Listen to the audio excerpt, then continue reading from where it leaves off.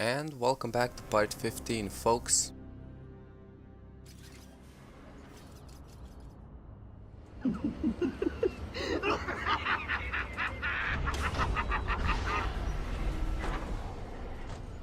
Alrighty, so we're chasing the Scarecrow into the Arkham sewers and trying to prevent him from poisoning the water source to all of Gotham City through his toxic fear gas. Now, this episode features a lot of both main storyline and the backstory to all the characters, so if you're a big fan of that, you're in for a treat, but if you're not, you probably might want to skip this one. He's crazy, you know. Who? Batman? No, Santa Claus. Of course, Batman. Always Batman. I've seen it in his eyes. Screaming mad stalkers. And dishonest. Hiding his face behind a fright mask. Well, no masks for me. I have nothing to hide. I laugh at the cruel absurdity of the world. But Batman, he's got them all fooled. He's made them think he can make a difference, that he can actually make things better. And the joke of it is, they all believe it. The police? The police, the media, the frickin' junior rangers. Every last sack of walking meat in this urban cesspool. Listen, sweets, Batman knows we're all on the same funhouse slide into madness. Why won't he admit it? He's up there in his belfry laughing at us. And the real gag is, the miserable liar is allowed to run free while I'm in here. That's really incisive. Then you understand, don't you? You know why I do what I have to do. You know Gotham's only real savior is me. That was probably my favorite Harley Quinn tape, just because it features pretty much 50% philosophy about Batman from the Joker's viewpoint that might be actually true, and 50% manipulation in order to get what he wants from the young, inexperienced new doctor at Arkham. That said though, since we're back in this room, we have quite a few collectibles we couldn't pick up the first time we were here, when we were just learning how to climb around and shimmy. In the original parts next to the shimmy area, as you can see, is another Chronicle of Arkham. The beast was too strong. His animal savagery nearly cost me my life. I took my frustrations out on a lone patient. His case notes suggested he was a paranoid schizophrenic. His pleas, as I beat him to death, suggested much more. His confessions were illuminating. My path was clear. And those tapes are definitely getting scarier and scarier by the minute. The old man definitely starting to enjoy some pretty crazy exercises in free time when it comes to leading the asylum. Anyhow though, there's a couple more collectibles we can find here. And one of them is just in the elevator shaft that the Scarecrow revealed.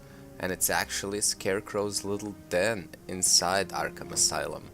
And it definitely shows off the fact that he was getting ready for this crazy diabolical plan for quite a while, because I don't think it was discovered by anyone until Batman came up. Don't worry though, you can pick up that collectible at any time, it's not missable or anything. Later on, when we open up the shaft just in a minute here, all you have to do is pull yourself up and using the grappling tool instead of just jumping inside the grate, so there's nothing big to miss, in case you're not playing along and doing this in the same exact order. Anyway, all you have to do is beat up those 3 guards that aren't really aware of your surroundings, or their surroundings rather, and then you have another Joker security box that you have to hack 3 times. Again, it is pretty much the same timer as before, as all the others we've seen, and not a really huge spike in difficulty. So, once you do that, you open up the elevator shaft and you're free to proceed into the sewers and the area we haven't seen when it comes to the transit room we're in right now. I will say though that this room does get a little bit tedious when it comes to opening up all the areas we haven't used before, because it's essentially on the map. It's a very small room, but even if you have the secrets map, all the secrets and trophies and tapes on the map screen, at least, as I'm sure you know by now, they kind of float around. They're not specifically pinpointed to a room, you know, steadily. So it's still kind of going to be a pain because most of them, at least on the map screen, they overlap. So finding them out is actually fairly difficult. Something that's actually been on my mind is kind of like when it comes to the backbone of creating this Let's Play.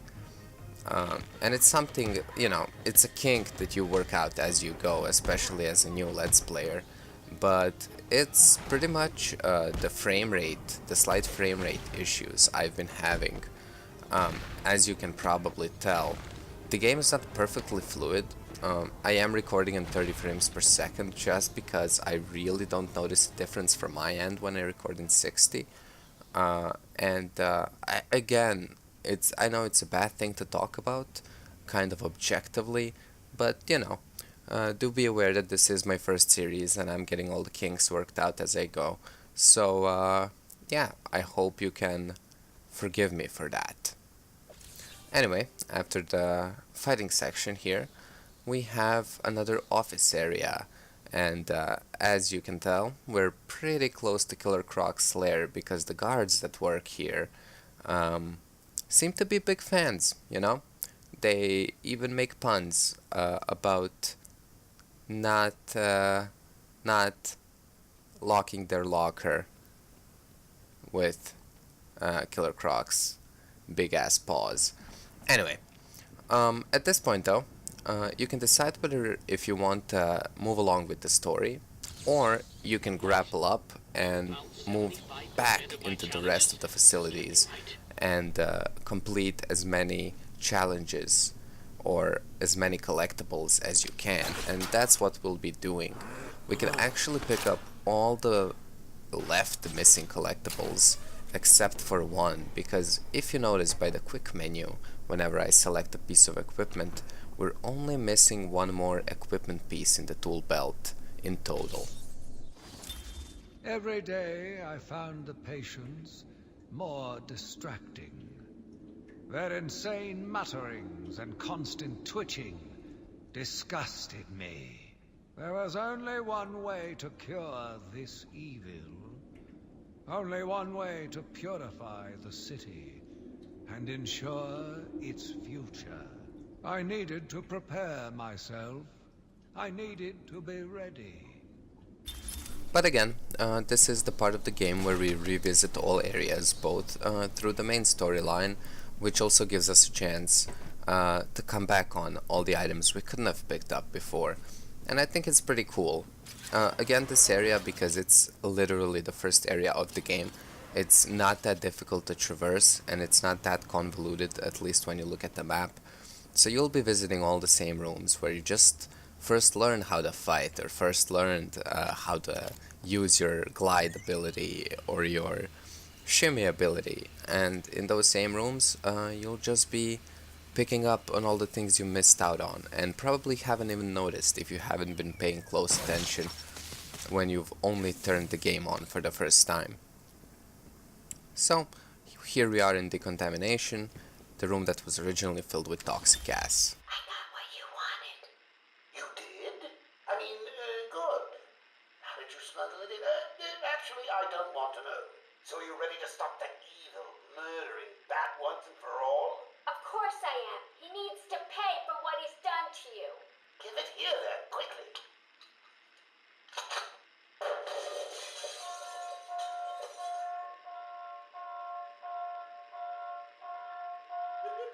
Come on, Doc. We've got ourselves a bat to kill. Doc's outputting.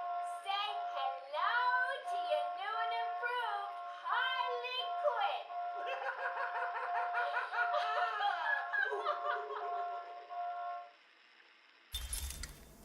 And with that, conveniently on April 1st, Harley Quinn is born, and Joker's biggest sidekick and companion in the universe escapes the Arkham Asylum alongside him.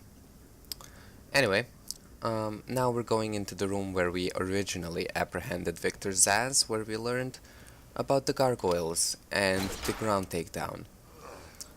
There's two secrets left here, and one of them I actually mentioned all the way back in part 1 or 2. Other than this Riddler trophy that we can use now with our Batclaw, there's also the weak wall we talked about all the way back when. But something that this game really does correctly is that it makes these old areas feel like fresh areas. Even though this game isn't inherently incredibly long, this game, when it does make you traverse back into these areas, it either changes the dynamic or the layout of the place completely, like they did with Arkham Mansion, and how they constantly change up the overall overworld when it comes to the lunatics or the snipers or Poison Ivy's plans that totally shift the grounds of Arkham Island. But not even that, even an area like this, the medical facility, which is pretty much the entrance to the entire game, because it's so simple, coming back to it after all this time with all your equipments, not even collecting anything, just going through the main story, it still makes it feel fresh because of all the new gameplay elements we've acquired. But with that, you can come back down into the elevator shaft and move along. We're actually chasing Killer Croc. Sit down and shut up! You think I'm scared of you, Cash? I've got your scent. You're and I've got yours too. Know what? It stinks. Carry on, Doc. Please don't do that again, Mr. Cash.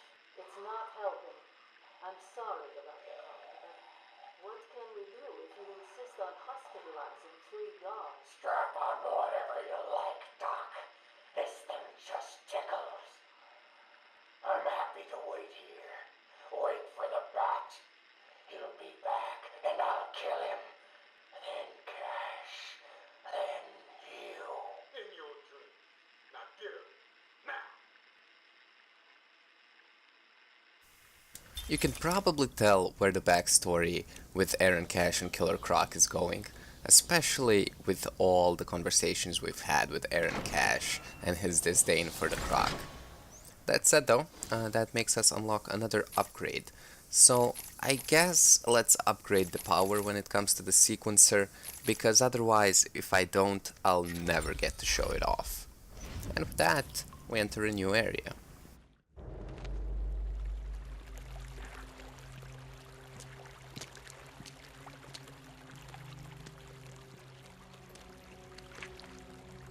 Too late, Batman!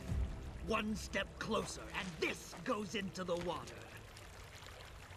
The cave will fill with your deepest, darkest nightmares, and you will never reach your precious venom roots. Don't do it, Crane.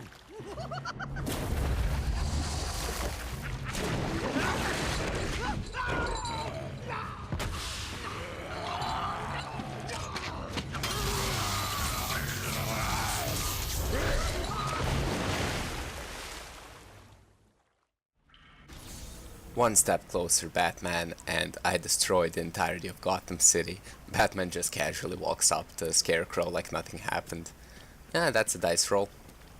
Anyhow though, now we're in the Croc's Lair. This area is obviously just an extension of the old sewer, and a place we haven't been before.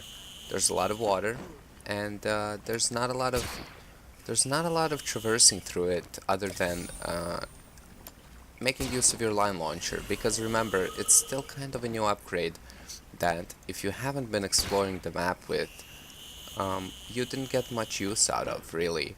I mean, think about it, you used it to escape the boss fight room with the 2 Titans and the Joker, and then after that you used it in the Arkham Mansion once or twice. But other than that, this is your chance to really learn how to use it. I'm heading into Croc's lair to collect the plant spores Ivy spoke about. He's in some kind of old sewer network.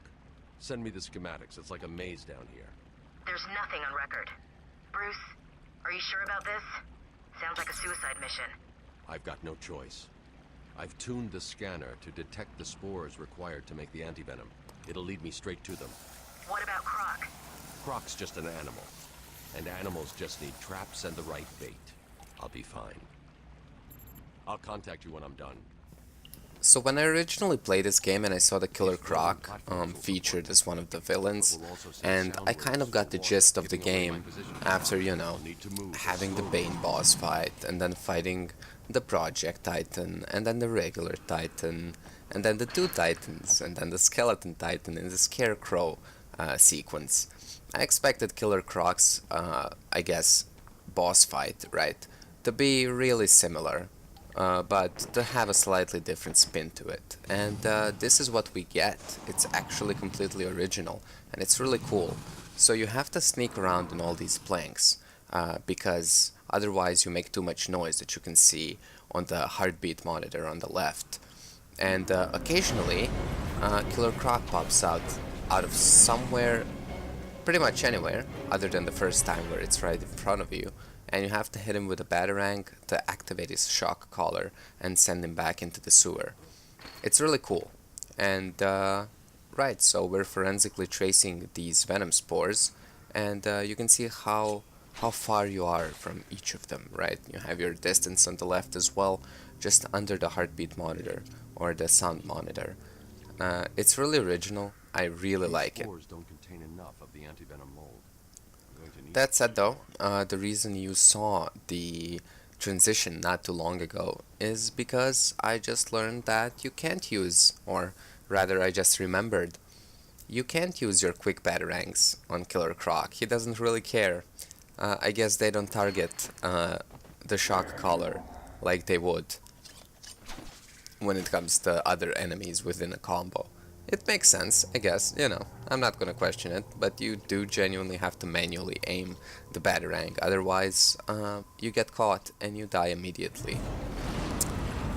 The cool thing about this is, Killer Croc will usually open up a pathway for you that you usually had to jump over, and I guess climbing in this area is a little bit of a pain, just because you have to go manually outside of crouch mode, and then you have to jump over it.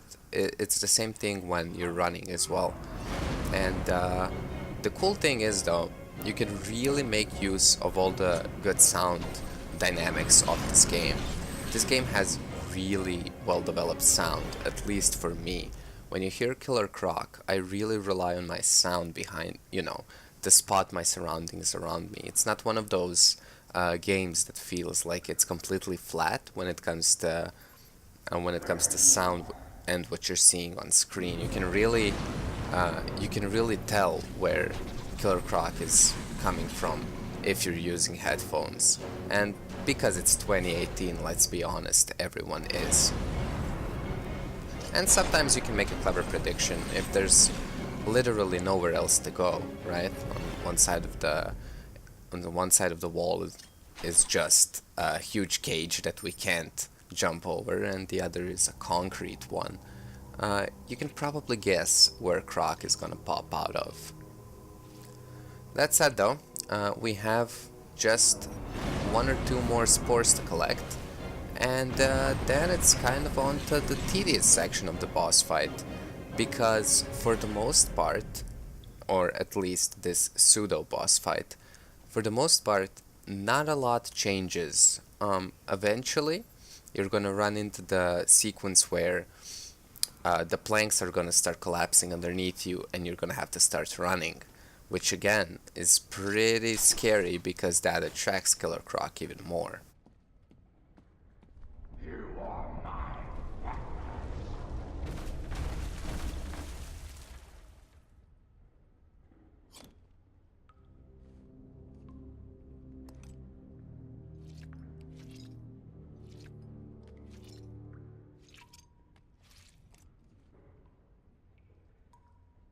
For this part though, just use the line launcher again.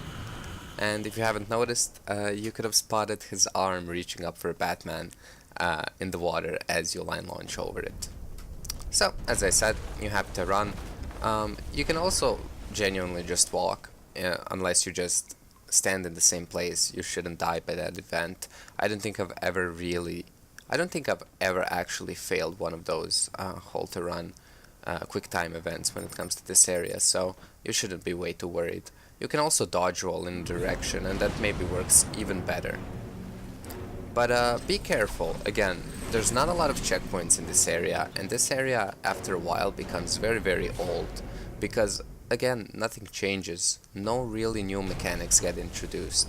So if you die, you might have to replay this over and over and over again. And on the hardest difficulty,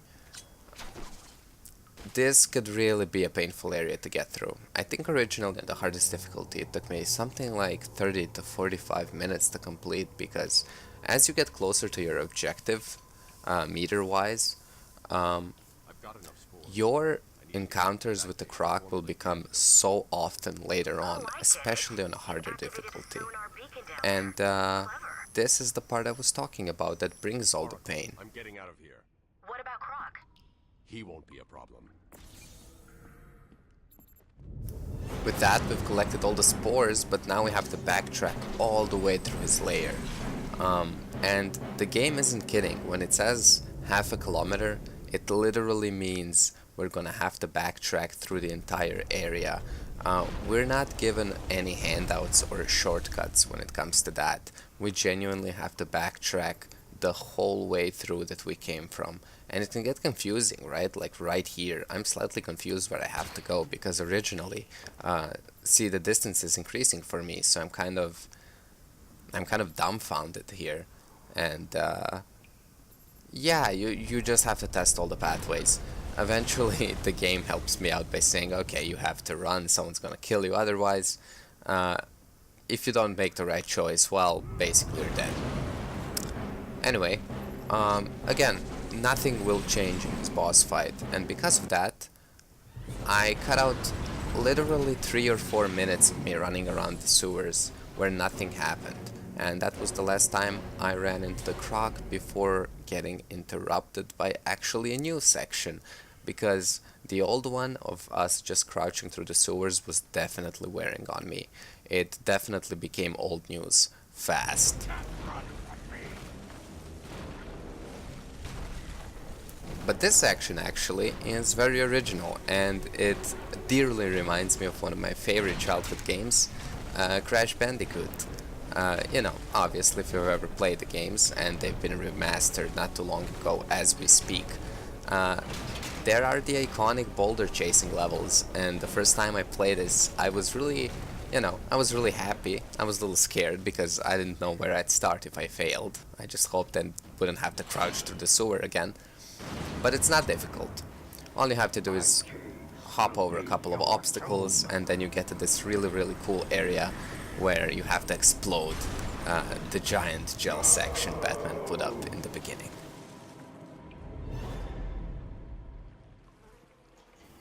Also, don't be worried about Killer Croc, he's a monster, he's not dead. See? He's fine. Anyhow though, we've done a lot this episode.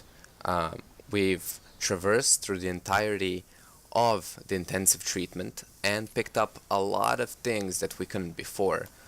We also seemingly destroyed the Scarecrow problem when it comes to the asylum, and we've pretty much obtained what we came here for. With that, have a good one, and I'll see you guys next time.